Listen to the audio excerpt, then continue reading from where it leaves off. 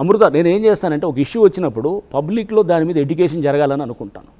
Education జరిగి అమృత Pranay case for instance అయినప్పుడు దాని మీద ఒక ఎడ్యుకేట్ చేయడానికి, అంటే ఒక కులాంతర వివాహాలు లేకపోతే కనుక ఒక తండ్రి ప్రేమ ఇంకొక ఒక ఏదో టీన్స్లో ఉన్నటువంటి ప్రాబ్లమ్స్, ఆ ఇష్యూ మీద చాలా డిస్కషన్ అయింది. సో అప్పుడు ఏంటి, వాళ్ళందరినీ ఎవరినైతే కాంట్రవర్సీ ఏం లేదు, అరెస్ట్ చేసిన వాళ్ళందరికీ కూడా డెత్ సెంటెన్స్ పడ్డది, మరణశిక్ష పడ్డది, యావజ్జీవ శిక్షలు పడ్డది. వాళ్ళందరూ ఐఎస్ఐ తీవ్రవాదులు, వాళ్ళకి యావజ్జీవ శిక్షలు పడ్డది. శర్మ అని చెప్పి ఎవడైతే నరికాడో అతనికి మరణశిక్ష పడ్డది.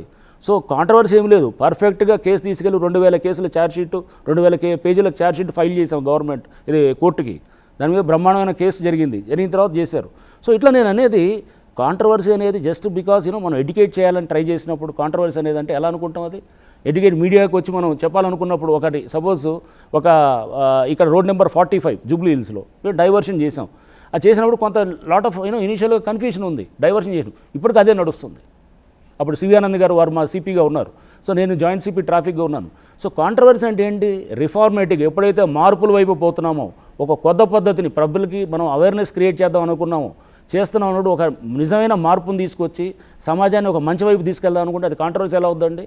స్టేటస్ కోగా ఉండాలా, ఏ మార్పులు లేకుండా ఆఫీస్లో కూర్చొని ఏమీ చేయకుండా మనం చాలా ఈ ఉద్యోగం చాలు ఇంతకే చాలు, మనం ఇటు ఎక్కడ ఎవరికి ఏ మార్పులు అవసరం లేదు అనుకుంటే ఆ పద్ధతి అనుకునేవాడు ఒకలా ఉంటాడు. నాలాగా అంటే నేను బహుశా చాలామంది అధికారులు ఉన్నారు నాలాగా, నాకన్నా బాగా చేసేవాళ్ళు చాలామంది ఉన్నారు. రిస్క్ టేకర్ అదే exactly, I'm risk taker but not a controversial officer. మీకు అది కూడా చెప్తున్నాను. కాంట్రవర్సీ మీ చుట్టూ వైఫై లాగా